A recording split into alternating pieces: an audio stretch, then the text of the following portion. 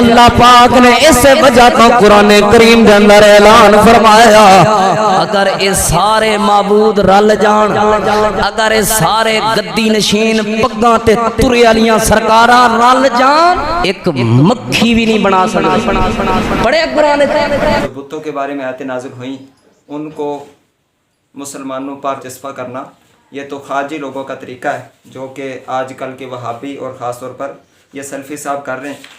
یہ جو قرآن پاک کی آیت سلفی صاحب نے جس کی طرف اشارہ کیا، یہ سورۃ الحج اس کی آیت نمبر 73 ہے، اور رب تعالیٰ نے ارشاد فرمایا ان الذین تدعون من دون اللہ لن یخلقوا ذبابا ولو اجتمعوا لہ وان یسلبهم الذباب شیئا لا یستنقذوہ منہ، کہ بے شک اللہ کے علاوہ جن کی تم عبادت کرتے ہو اگر یہ سارے جمع بھی ہو جائیں تو بھی ایک مکھی کو نہیں بنا سکتے، اور اگر مکھی ان سے کوئی چیز چھین لے تو یہ اس سے واپس لینے کی طاقت نہیں رکھتے۔ یہ قرآن پاک کی آیت ہے۔ تو سلفی صاحب نے ایک تو ویڈیو میں یہاں تک کہہ دیا کہ یہ آج کل کے پیروں کے بارے میں اللہ آج دے پیران دی مثال دیتا ہے کہ تواڈے پیران دے سامنے کھیر یا کوئی چیز جو پئی ہوے مکھی بھی چک کے لے جائے نا تے مکھی نہیں کچھ کہہ سکدے، بولو مکھی کو یہ چیز لے سکدے۔ ایک ویڈیو میں کہہ رہا ہے اگر یہ سارے معبود رل جان، اگر یہ سارے گدی نشین پگاں تے ترے والیاں سرکاراں رل جان، ایک مکھی بھی نہیں بنا سکتے۔ اے مکھی تے دور دی گل، ایک مکھی دا پر بھی نہیں بنا سکتے۔ مکھی دا پر ایک قرآن دا ترجمہ بیان کر رہے ہیں۔ اللہ فرماندا ہے ایک کھیر کھا رہے ہون، ایک روٹی کھا رہے ہون، ایک سالن کھا رہے ہون، مکھی آ کے بے کے انہاں دی کھیر وچوں انہاں دے سالن وچوں کوئی چیز چک کے لے جاوے، اے اس مکھی دے کولوں واپس لین دی بھی طاقت نہیں رکھدے۔ یہ آیت بتوں کے بارے میں نازل ہوئی ہے۔ سب سے پہلے ان وہابیوں کی ویب سائٹ پر قرآن پاک کا ترجمہ، آسان ترجمہ قرآن اپلوڈ ہوا۔ وہاں پر جو ترجمہ کیا، بے شک جنہیں تم اللہ کے سوا پکارتے ہو وہ ہرگز ایک مکھی بھی نہ پیدا کر سکیں گے، خواہ اس کے لیے وہ سب جمع ہو جائیں، اور اگر مکھی ان سے کچھ چھین لے تو وہ اس سے نہ چھڑا سکیں گے۔ یہ ترجمہ اس نے کیا ہے۔ اب یہ کھیر والا ترجمہ کر کے اور مکھی کے پر والا ترجمہ کر کے کہہ رہا ہے کہ یہ تو میں قرآن پاک کا ترجمہ کر رہا ہوں۔ ایک قرآن دا ترجمہ بیان کر رہے ہیں۔ مکھی دا پر تے بنانا دور دی گل، اللہ فرماندا ہے ایک کھیر کھا رہے ہون، ایک روٹی کھا رہے ہون، ایک سالن کھا رہے ہون، مکھی آ کے بے کے انہاں دی کھیر وچوں انہاں دے سالن وچوں کوئی چیز چک کے لے جاوے، اے اس مکھی دے کولوں واپس لین دی بھی طاقت نہیں رکھدے۔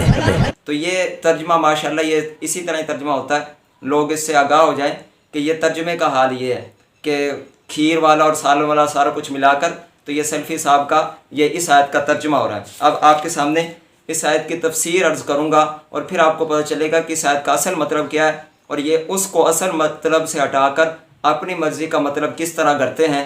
تو سب سے پہلے یہ قرآن پاک کی بڑی تفسیر جو لکھی گئی، تفسیر طبری، امام ابن جریر طبری رحمۃ اللہ علیہ 310 ہجری میں ان کا انتقال ہوا۔ آپ نے اس کی تفسیر میں کہا یقولو ان جمیع ما تعبدون من دون اللہ من الآلہۃ والاصنام لو جمعت لم یخلقوا ذبابا فی صغرہ وقلتہ، کہ بے شک جن کی تم اللہ کے سوا عبادت کرتے ہو، چاہے وہ کوئی معبود ہو چاہے وہ بت ہوں، اگر سارے جمع بھی ہو جائیں تو مکھی چھوٹے ہونے کے باوجود بھی مکھی کو بھی پیدا نہیں کر سکتے، مکھی کو بھی نہیں بنا سکتے۔ مزید فرمایا وَإِن يَسْلُبْهُمُ الذُّبَابُ شَيْئًا، کہ اگر مکھی ان سے چھین لے، اس کی تفسیر میں کہا یقولو، رب تعالیٰ فرماتا ہے وَإِن يَسْلُبِ الْآلِهَةَ وَالْأَوْثَانَ الذُّبَابُ شَيْئًا مِّمَّا عَلَيْهِ مِن طِيبٍ وَمَا أَشْبَهَهُ مِن شَيْءٍ، اگر مکھی ان معبودوں سے یا ان بتوں سے کوئی چیز چھین لے، کون سی چیز جو ان بتوں پر ان معبودوں پر موجود ہے، کون سی؟ مثلا خوشبو یا اس طرح کی دوسری چیزیں، لا یستنقذوہ منہ ای یقول لا تقدر الآلہۃ ان تستنقذوہ ذالک منہ، تو یہ معبود اس بات کی طاقت نہیں رکھتے کہ یہ اس سے چھین لیں۔ تو میرا سوال یہ ہے آپ سے کہ کیا آج کل کے یہ جتنے ولی ہیں یا پیر ہیں، کیا یہ اللہ کے سوا لوگ ان کی عبادت کرتے ہیں؟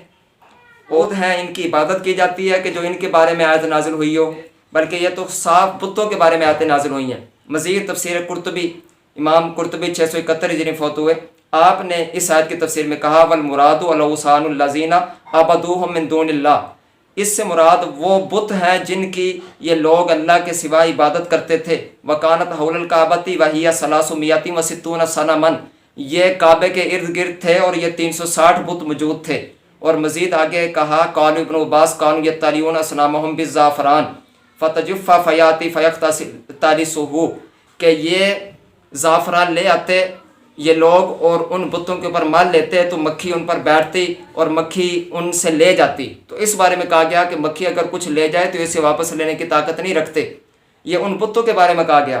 مزید سدی مفسر کا قول یہ ہے کہ کانوا یجعلون للاصنام طعاما فیقع علیہ الذباب فیاکلہ، کہ یہ ان بتوں کے سامنے کھانا لا کر رکھ دیتے تو مکھی ان سے لے جاتی، اس کھانے کو کھا لیتی، لیکن ان سے کہا گیا کہ یہ طاقت نہیں رکھتے کہ ان سے واپس لے لیں.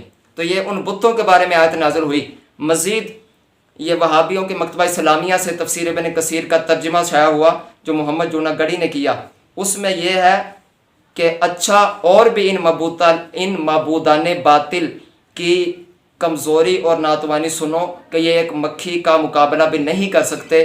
وہ ان کا حق، ان کی چیز ان سے چھینے چلی جا رہی ہے، یہ بے بس ہیں، یہ بھی تو نہیں کر سکتے کہ ان سے اپنی چیز واپس لے لیں.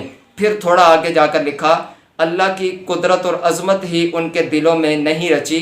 اگر ایسا ہوتا تو اتنے بڑے توانا اللہ کے ساتھ ایسی ذلیل مخلوق کو کیوں شریک کر لیتے جسے مکھی اڑانے کی بھی قدرت نہ ہو، جیسے مشرکین مکہ کے بت تھے. تو یہ سب نے یہی مشرکین مکہ کے بت کہا اور کسی نے کھیر کی اور اس طرح کی مثال نہیں دی. آپ ذرا تھوڑا سا غور کریں کہ یہ سلفی صاحب زندہ پیروں کے بارے میں مثال دے رہے ہیں کہ اگر زندہ پیر کچھ کھا رہا ہو اور کھیر کھا رہا ہو، سالن کھا رہا ہو تو مکھی لے جائے تو یہ واپس لینے کی طاقت نہیں رکھتے. تو یہ اتنی بیوقوفانہ بات ہے کہ جب یہ قرآن پاک کی آیت نازل ہوئی، مشرکین مکہ اس وقت سامنے تھے نبی پاک علیہ الصلوۃ والسلام کے. تو بتائیے مشرکین مکہ کن کی عبادت کرتے تھے اللہ کے سوا؟ اس وقت بت ہی تھے، اس کے علاوہ ایسا نہیں تھا کہ وہ اپنے میں سے ایک دوسرے کو انہوں نے معبود بنایا ہوا تھا. تو کیا بت بھی کھاتے پیتے تھے ان کے سامنے؟ کیا بت بھی کھیر کھاتے تھے، سالن کھاتے تھے؟ تو ان کے بارے میں کہا گیا کہ یہ کھیر اور سالن کھا رہے ہیں تو مکھی لے جائے تو یہ واپس نہیں لے سکتے. وہ تو کھا ہی نہیں سکتے تھے بت، ان کو کھانے کی بھی طاقت نہیں تھی. تو یہ تو ان کے بارے میں کہا گیا اور ان کے اوپر زعفران ملا جاتا تھا اور اس طرح کی خوشبو وغیرہ مری جاتی تھی تو مکھیاں بیٹھتی ان پر اور مکھیاں ان سے لے جاتی. تو کہا گیا کہ یہ تو وہ بھی لینے کی طاقت نہیں رکھتے، اتنے کمزور ہیں. تو یہ ان کے بارے میں جو آیات نازل ہوئیں تو یہ سلفی صاحب نے آج کل کے پیروں کے بارے میں فٹ کی ہیں.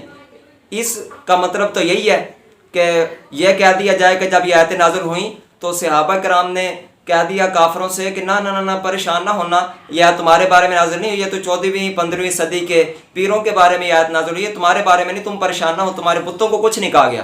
تو یہ حالت ہے، یہ کیفیت ہے. تو بت اور جو بھی اللہ کے سوا جس کی عبادت کی جائے ان کے بارے میں ہے. آج کل کے پیروں کی کیا اللہ کے سوا عبادت کی جاتی ہے؟ یہ بالکل یہ وہی کام ہے کہ جو اس وقت صحابہ کرام کے دور میں خارجی کیا کرتے تھے. یہ بخاری شریف ہے، اس کا ایک پورا چیپٹر ہے.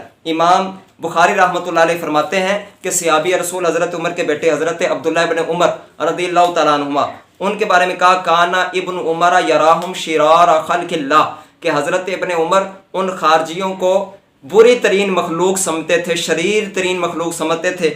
وجہ کیا تھی؟ انہم انطلقوا الی آیات نازلت فی الکفار فجعلوها علی المؤمنین، کہ جو آیتیں کافروں کے بارے میں نازل ہوئی ہیں ان کو وہ مسلمانوں پر چسپاں کیا کرتے تھے. یہ سلفی صاحب بھی آج کل یہی باتیں کر رہے ہیں اور پھر یہ دعویٰ کہ ہم نے کبھی اختلافی بات نہیں کی. مسجد نہیں بنا دے تمام فی سبیل اللہ پروگرام کری دینے ہر علاقے بستی جا کے انہوں نے کہی دے یار فی سبیل اللہ دین دی گل سن لو. کدی کوئی اختلافی گل نہیں کیتی، کدی کوئی لڑائی جھگڑے والی اس معاشرے دی اصلاح دی گل کری دی ہے.